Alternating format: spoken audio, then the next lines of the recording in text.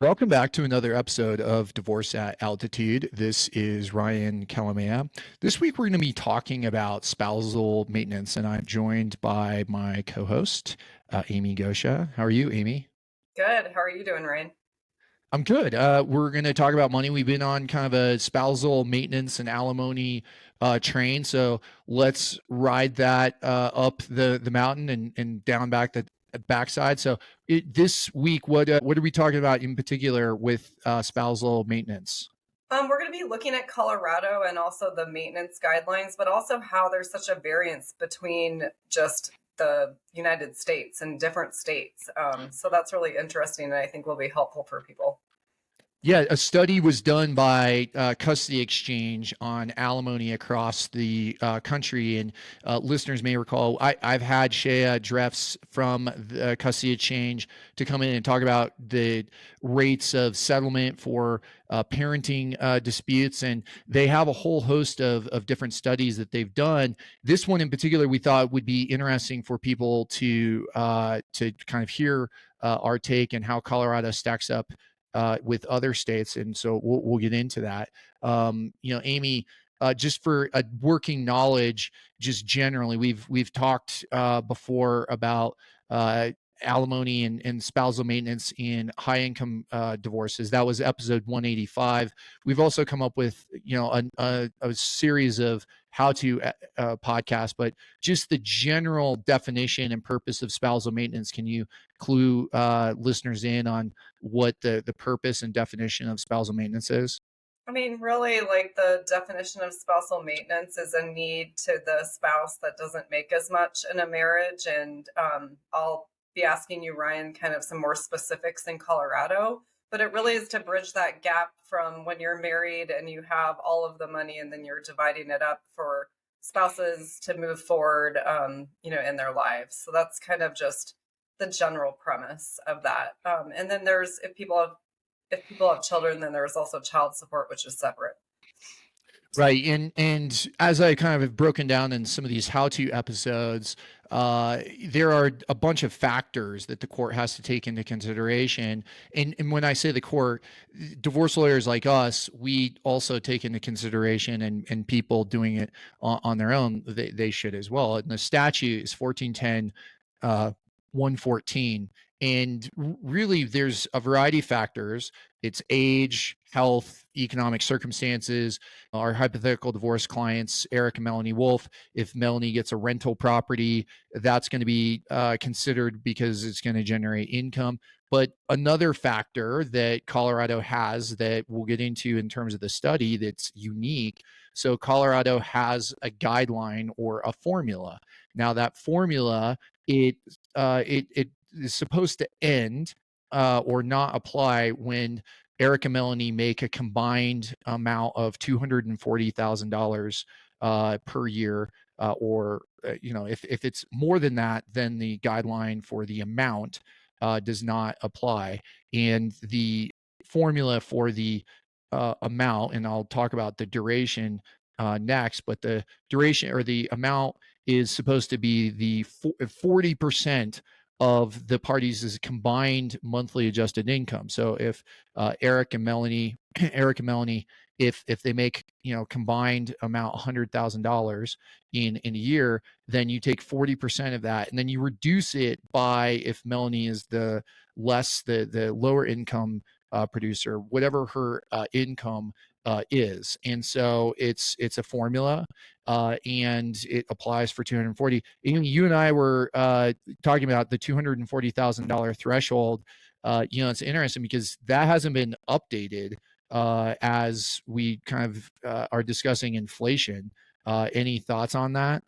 Yeah, I mean, you and I were just discussing how various things have been updated for inflation, and that just has not been taken into account in Colorado. What's interesting is that the combined gross income for even the child support statute in Colorado has been updated to, at least 360,000. So I think, there is a need in Colorado to update that.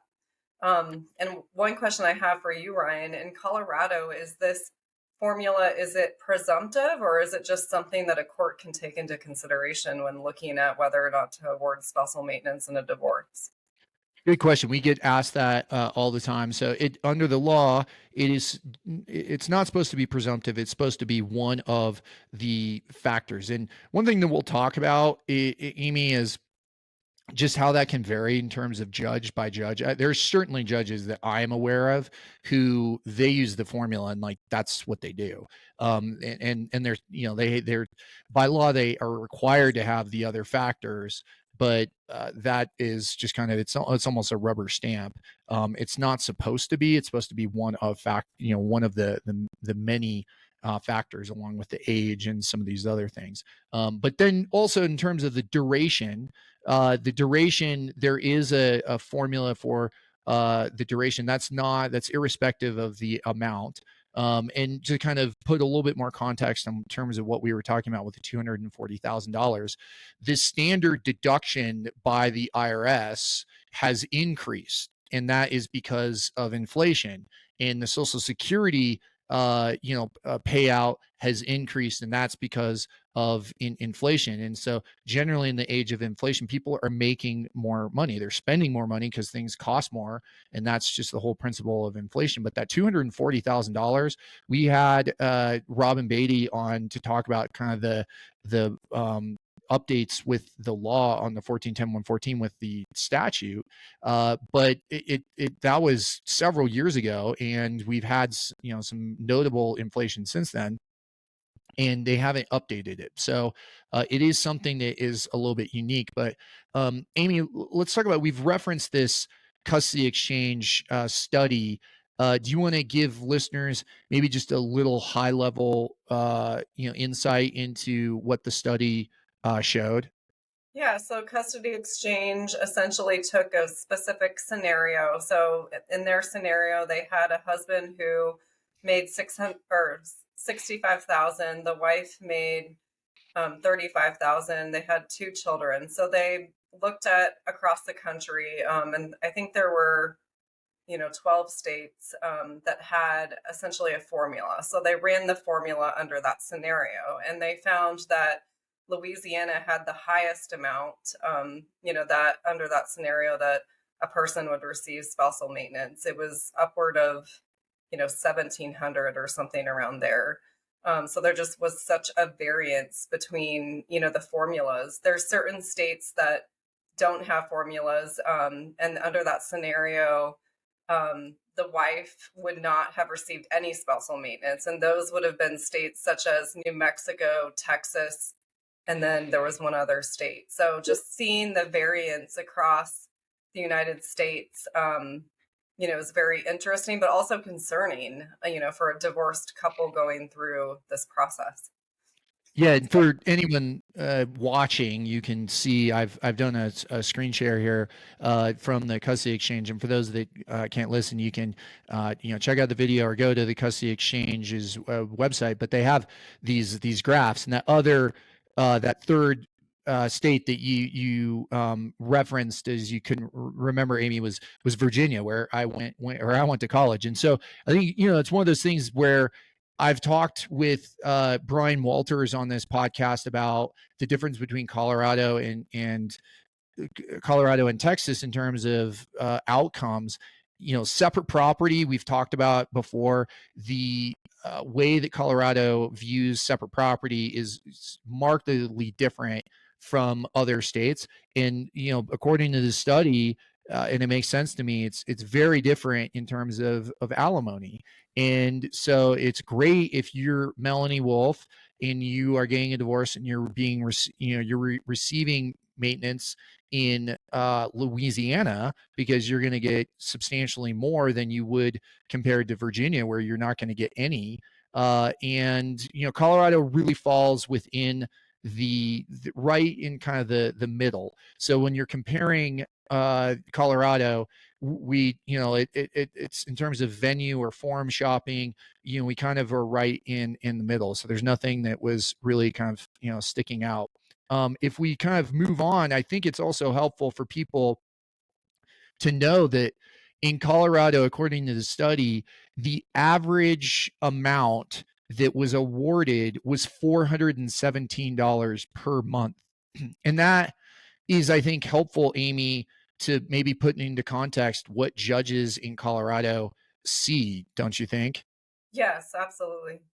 Um, and one thing I would say about the states that, that like Louisiana and also Florida, they didn't even take into consideration the lower spouse's income at all. So that reflected in why the amounts were so much higher. Right. Yeah. And if we go back, yeah, they did not whatever Melanie Wolf made, they don't consider it in Colorado. And they've kind of changed they have changed the statute in Colorado in terms of how that is analyzed. But in Colorado, you do take into consideration the spousal or the Melanie Wolf's income. But I think that that amount is helpful to know in terms of Colorado, the 417, because that then is going to be what the judge, if you go to a court, that's what they are most often seeing. And I think that's helpful just to kind of know that. So if you're asking for substantially more than that, then that the judge, it might raise some eyebrows. But Amy, maybe could you maybe comment about the state by state versus in Colorado, it's it could be county by county, right?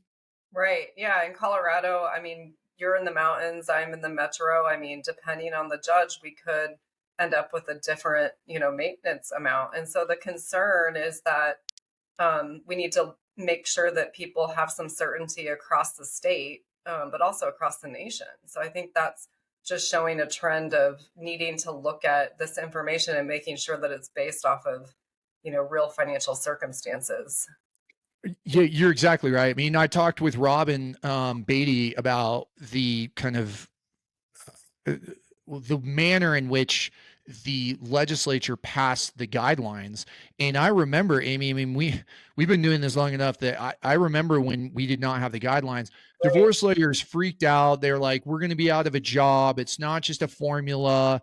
And they were against it. And that those fears, I think, proved to be unfounded. And as we've discussed, and especially in our previous episode, the guidelines do not apply, or the amount does not apply to high income cases. Whether it's 240 or 260, depending on inflation, is it does not apply in those high income situations. I think moving on to like the duration. This again was interesting. That I thought that it was interesting in the sense that not every state that even has a guideline on the amount has a guideline for the duration. Right. And in Arizona, the minimum was 6 months, and that's in Arizona. And then in Colorado or in California, the minimum recommendation was 48 months.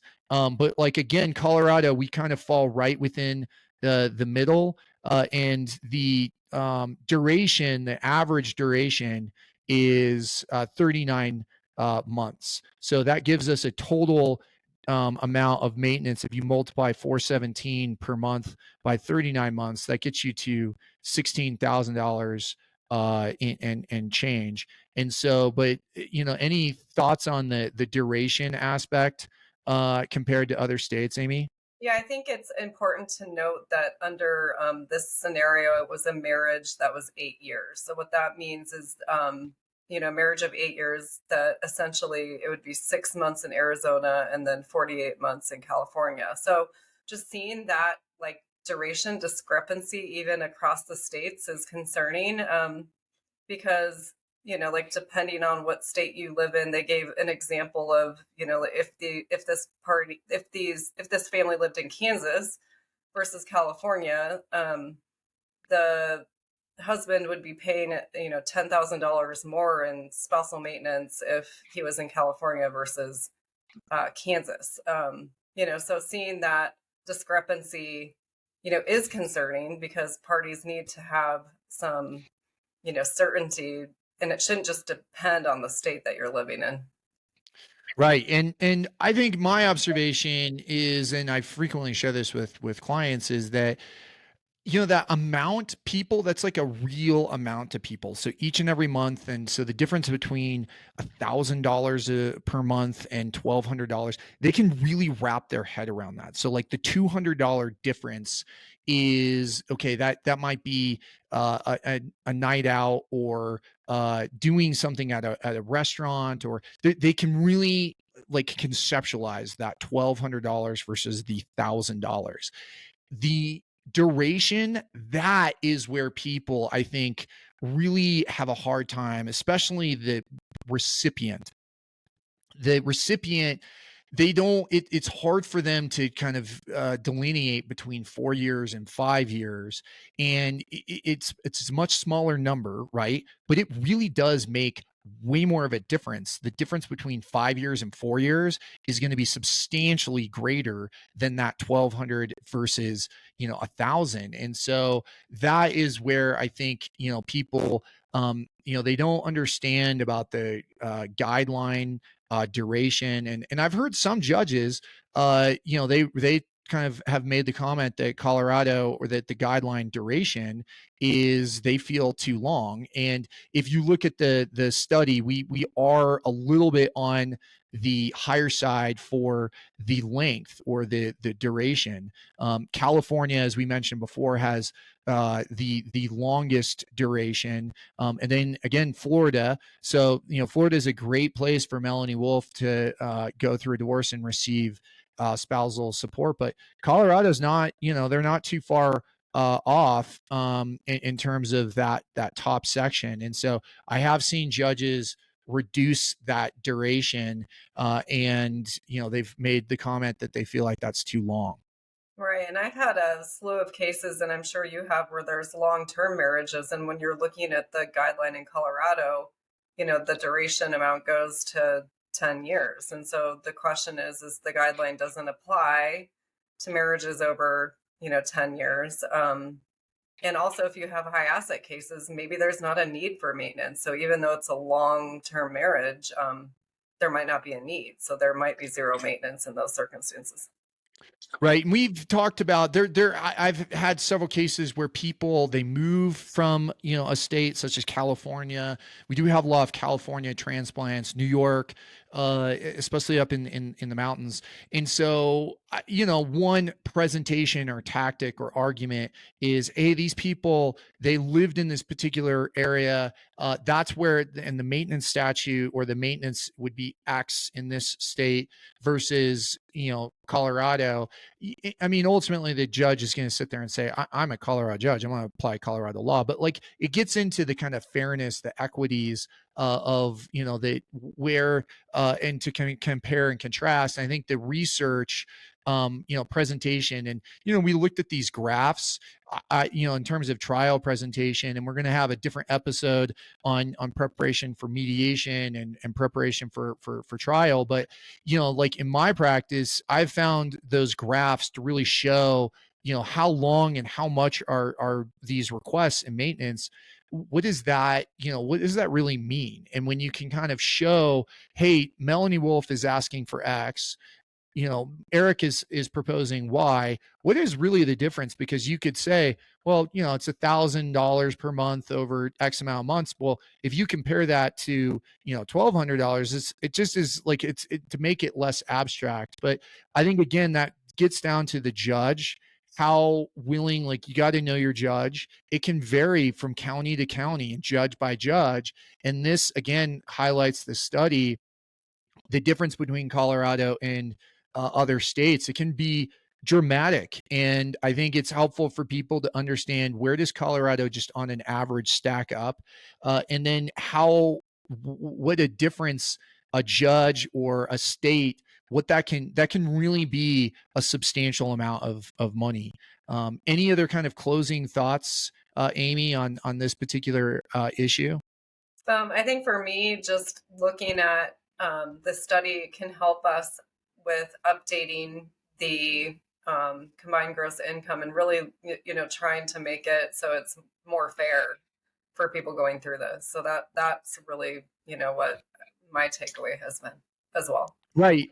And so an example may be that if you're in front of the court and the combined income is $260,000, you could make an argument, of course, if it's going to benefit your client. Hey, judge, like they didn't, the law did not take into account inflation. And we recognize that the law does not, it just hasn't been updated. And we think that's probably an oversight. But this $240,000 then is the equivalent to what it is now, and making some of those arguments, or asking for the legislature to change and being just mindful of those kind of oversights, and how we compare to other states.